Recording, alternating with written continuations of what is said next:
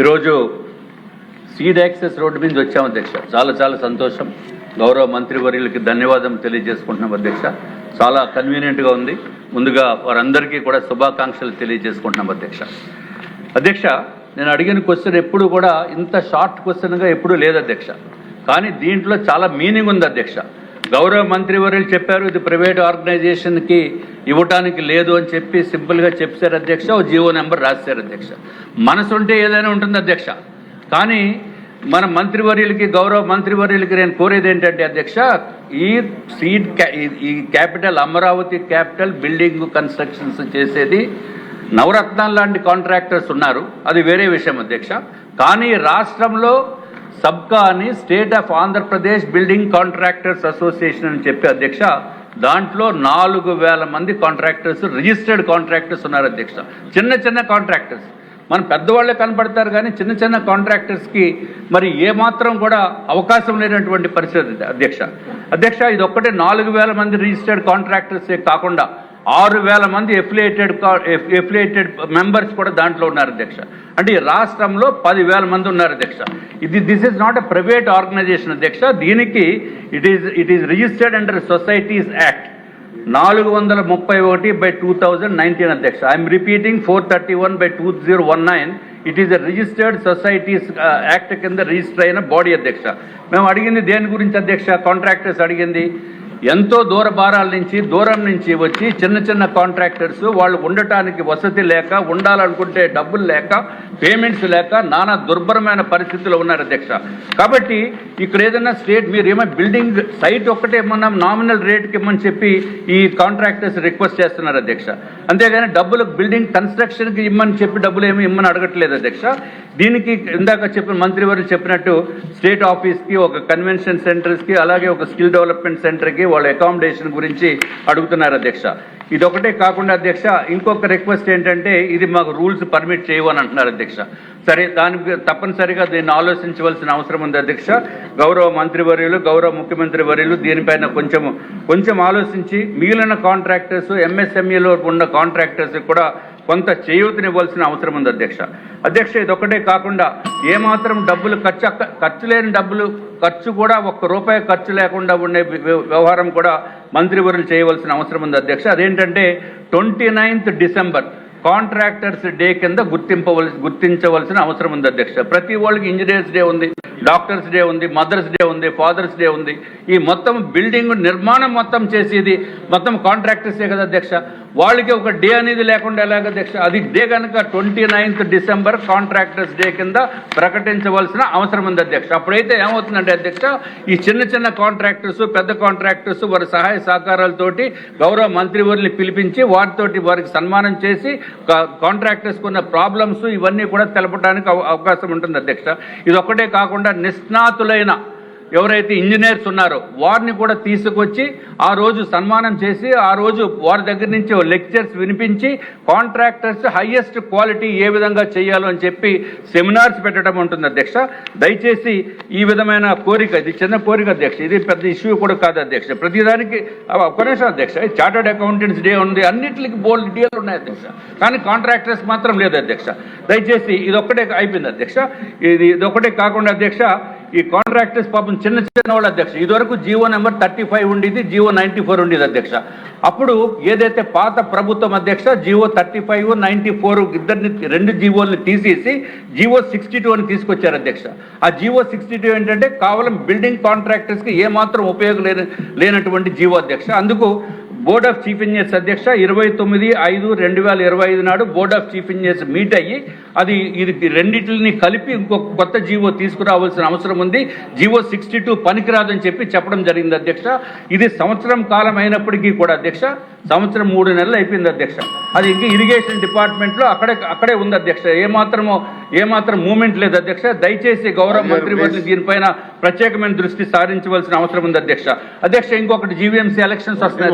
GVMC elections విశాఖపట్నంలో elections వస్తున్నాయి అధ్యక్ష. తప్పనిసరిగా కూటమి ప్రభుత్వం ఈసారి జీవీఎంసీ మేయర్గా ఉంటారు అధ్యక్ష. కూటమి ప్రభుత్వము అట్లాగే కార్పొరేటర్స్ కూడా అత్యంత అధికమైన మెంబర్స్ తోటి ఈసారి జీవీఎంసీ పైన కూటమి ఫ్లాగ్స్ రెపరెపలాడుతాయని చెప్పి తెలియజేసుకుంటే అధ్యక్ష చిన్న రిక్వెస్ట్ ఉంది అధ్యక్ష. ఏదైతే అధ్యక్ష 28 నవంబర్ 2025 తర్వాత పేమెంట్ బిల్స్ లేవు అధ్యక్ష. గౌరవ మంత్రివర్యులు ఆ కాంట్రాక్టర్స్ కూడా పేమెంట్ ఇస్తే 9 నెలలు అయిపోయింది అధ్యక్ష. 9 నెలలు అయితే ఎంత ఇబ్బంది ఉంది. ఈ ఎలక్షన్స్ మనం ఎలాగ వెళ్ళవలసిన అవసరం ఉంది అధ్యక్ష. దయచేసి ప్రత్యేకమైన శ్రద్ధ చూపించవలసిందిగా మిమ్మల్ని కోరుకుంటున్నాం అధ్యక్ష. నమస్కారం అధ్యక్ష. ఈ రూల్స్ రెగ్యులేషన్స్ ఏదైతే చెప్పానో ఇవన్నీ కూడా సుప్రీంకోర్టు 25/11/2024 ఇచ్చిన డైరెక్షన్ బట్టి యాక్చువల్గా ఈ రూల్స్ రెగ్యులేషన్స్ ఫ్రేమ్ చేసాం అధ్యక్ష. ఇందులో రూల్స్ వచ్చేళ్ళకే 6 మోడల్స్ చేసాము. అదేవిధంగా రెగ్యులేషన్స్ కూడా ఒక 5 మోడల్స్ చేసాం అధ్యక్ష. దాన్ని బేస్ చేసుకొని యాక్చువల్గా ల్యాండ్స్ అలాట్మెంట్ జరుగుతుంది అధ్యక్ష. అదేవిధంగా ఏదైతే బిల్స్ అన్నారు, బిల్స్ కూడా గత ప్రభుత్వం చేసిన అనేక అవకతవకల వల్ల దాదాపు ఈ ప్రభుత్వం వచ్చేటప్పటికి 3,000 కోట్ల దాకా బిల్స్ పెండింగ్ ఉన్నాయి అధ్యక్ష. అయితే ఫైనాన్స్ డిపార్ట్మెంట్ వాళ్ళు ఫైనాన్షియల్ ఫీజిబిలిటీ తీసుకొని దాదాపు మెజారిటీ బిల్స్ పే చేశారు అధ్యక్ష. మిగతా బిల్స్ కూడా గవర్నర్ ముఖ్యమంత్రి గారిని అడిగితే వీలైన తొందరలో చేయమని ఇన్స్ట్రక్షన్ ఇచ్చారు. వారు కూడా ఫీజిబిలిటీ తీసుకొని ఆ బ్యాలెన్స్ కూడా ఇవ్వడం జరుగుతుంది అధ్యక్ష. ఓకే అండి. నెక్స్ట్ క్వశ్చన్ 1604 అండి, ఇంధన శాఖ మంత్రి గారు. స్పీకర్ సార్, మొదటి ప్రశ్నకు సమాధానం. విద్యుత్ టవర్ల నిర్మాణం కోసం భూసేకరణలో కేంద్ర ప్రభుత్వం మరియు రాష్ట్ర ప్రభుత్వం మార్గదర్శకాల మధ్య ఎలాంటి వ్యత్యాసం లేదు సార్. రెండో ప్రశ్న ఉత్పన్నం కాదు, మూడో ప్రశ్న ఉత్పన్నం కాదు సార్. మోహన్ రావు గారు. అధ్యక్ష, గౌరవ మంత్రి గారికి అనుబంధ ప్రశ్నలకు 2-3 సభ ద్వారా వారు డిస్కస్ చేస్తున్నారు అధ్యక్ష. ఇక్కడ ఈ ల్యాండ్ ఎక్విజిషన్ టవర్స్ ఎరెక్షన్ కోసం భూసేకరణ చేసేటప్పుడు అధ్యక్ష, రైతులు ఎవరైతే ల్యాండ్ ఓనర్స్ ఉన్నారో చాలా ఎక్కువగా నష్టపోతూ ఉన్నారు అధ్యక్ష. ఎప్పుడో చాలా ఏళ్ల క్రితం ఉన్నటువంటి జీవోని 2017లో నాటికి అధ్యక్ష ఒక టవర్ని నిర్మించేటప్పుడు ఆ టవర్ పరిధిలో అధ్యక్ష ఏదైతే 4 కాలమ్స్ ఉంటాయో ఆ 4 కాలమ్స్ని 4x4 meters 4 meters by 4 meters ఆ రైతుకి గవర్నమెంట్ వాల్యూలో ఆ మార్కెట్ వాల్యూలో 10% మాత్రమే చెల్లిస్తున్నారు, 100% చెల్లిస్తున్నారు అధ్యక్ష. అట్లనే అధ్యక్ష ఈ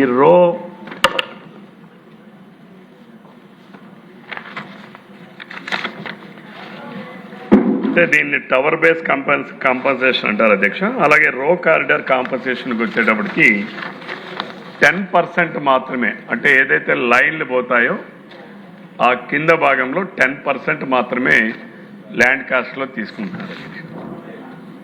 వాస్తవంగా అధ్యక్ష టవర్స్ లైన్స్ వేసేటప్పుడు దాని కింద రైతులు ఎటువంటి టోప్స్ కానీ ట్రీస్ కానీ పెంచడానికి హక్కు లేదు అధ్యక్ష.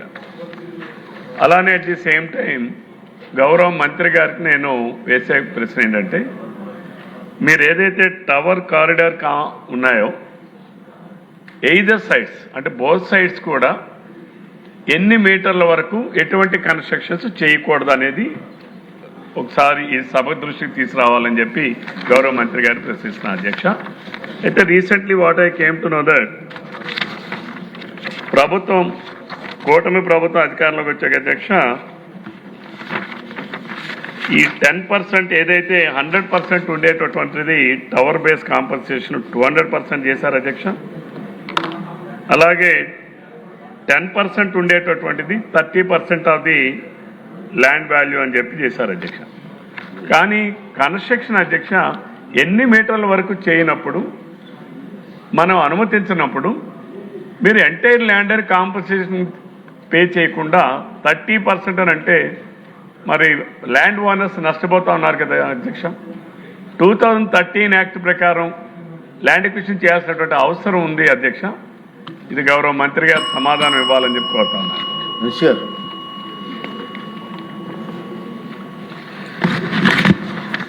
రవి గారు అడిగిన ప్రశ్నకి కూటమి ప్రభుత్వం వచ్చిన తర్వాత రైతులు సమస్యల్ని గుర్తించాం సార్. దీనివల్ల ఏంటంటే గత ప్రభుత్వం ఏదైతే కేంద్ర ప్రభుత్వం ఇచ్చిన విధానాన్ని అనుసరించకపోవటం వల్ల చాలా చోట్ల సబ్స్టేషన్స్ నిర్మాణం, లైన్స్ నిర్మాణం కూడా పూర్తిగా నిలిచిపోయి డిమాండ్ తగ్గ కరెంటును కూడా ఉత్పత్తి చేసిన తర్వాత ట్రాన్స్మిషన్ చేయలేక చాలా చోట్ల ఇబ్బంది పడినప్పుడు రైతులందరూ కూడా పిలిపించి మాట్లాడితే ఈ విధానం కూడా చాలా ఇబ్బందికరమైన పరిస్థితిలో 100% ఇచ్చేవాళ్ళు గత ప్రభుత్వం. మనం కేంద్ర ప్రభుత్వ మార్గదర్శకాలను కూడా మనం తీసుకొని 100కు 100% నష్టపరిహారం ఇస్తున్నాము. దాంతోపాటు టవరు కొలతలతో పాటు ఇంకో మీటర్ అదనంగా కూడా చుట్టూ కొలత వదిలేస్తున్నాం సార్ ఇప్పుడు. అంటే అట్లనే ROW లైన్స్ ఏదైతే పాస్ అవుతున్నాయో దాని కింద గతంలో విలేజ్లో అయితే 15% ఇచ్చేవాళ్ళు, మున్సిపాలిటీలో అయితే 15% ఇచ్చేవాళ్ళు, మెట్రో సిటీస్లో అయితే 30% ఇచ్చేవాళ్ళు. దాన్ని మనం 30% కింద, మున్సిపాలిటీలో 45%, అట్లానే మెట్రో సిటీస్లో కానీ ఎక్కడైనా ఇబ్బంది ఉంటే కనుక 60% పైన ఇస్తా ఉన్నాం. రైతులతోటి డిస్కస్ చేసి ఎక్కడ కూడా రైతులకు నష్టం జరగకూడదు, మన టవర్ల నిర్మాణం జరగాలి, మన పనులు జరగాలి, దాంతోపాటు రైతులకు కూడా ఏమాత్రం కూడా ఇబ్బంది జరగకూడదు అనే దానికోసం ఈ కార్యక్రమం అంతా కూడా చేస్తున్నాం సార్. దీంతో పాటు మన రైతులకు కూడా ఈ విధంగా పాంప్లెట్ వేసేసి ఎక్కడైతే టవర్ల నిర్మాణం చేస్తున్నామో, ఎక్కడైతే చేస్తున్నామో సోషల్ మీడియా ద్వారా కానీ మిగతా టీవీల ద్వారా కానీ ఈ విధంగా ప్రచారం చేసి రైతులకు నష్టం జరగకూడదని కూడా చేయడం జరిగింది సార్. ఇందాక అడిగినట్లు మనం 132 kV లైన్స్ వచ్చేతలకి 3.5 సెంట్లు మనకు అవసరం ఉంటుంది సార్. దానికి అదనంగా మళ్ళీ 1.22 సెంట్లు మనం అదనంగా తీసుకొని 4.22 సెంట్లకి మనం టవర్ నిర్మాణం కోసం డబ్బులు ఇస్తా ఉన్నాం. ఇట్లా 220 kV అయితే 6.73 సెంట్లకి ఇస్తున్నాం అదనంగా తీసుకొని.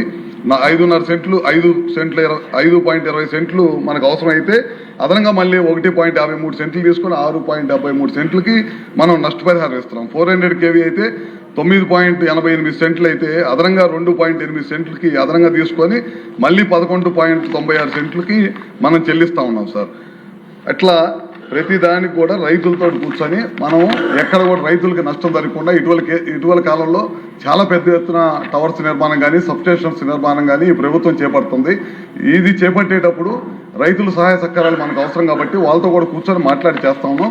ఏదైనా ప్రత్యేకమైన ఇబ్బంది వచ్చి మార్కెట్ వాల్యూకి, రిజిస్ట్రేషన్ వాల్యూకి, మార్కెట్ ఉన్న వాల్యూకి విపరీతంగా చాలా పెద్ద ఎత్తున వ్యత్యాసం ఉంటే కలెక్టర్లని, అదేవిధంగా రైతుల్ని, దాంతోపాటు ట్రాన్స్కో అధికారులు కూర్చోబెట్టి అక్రాస్ ద టేబుల్ వాళ్ళకున్న గ్రౌండ్ లెవెల్ రియాలిటీస్తో పాటు ఇబ్బంది కనుక ఉంటే కనుక వాళ్ళకి అదనంగా మనం నష్టపరిహారం ఇస్తున్నాం.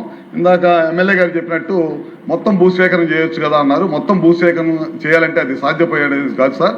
రైతులకి నష్టం లేకుండా ఎక్కడైతే టవర్స్ పోతున్నాయో, ఎక్కడైతే లైన్స్ పోతున్నాయో వాటికి ఏ విధమైన రైతుకు నష్టం లేకుండా చేసే కార్యక్రమం ఈ ప్రభుత్వం చేపడుతుంది సార్.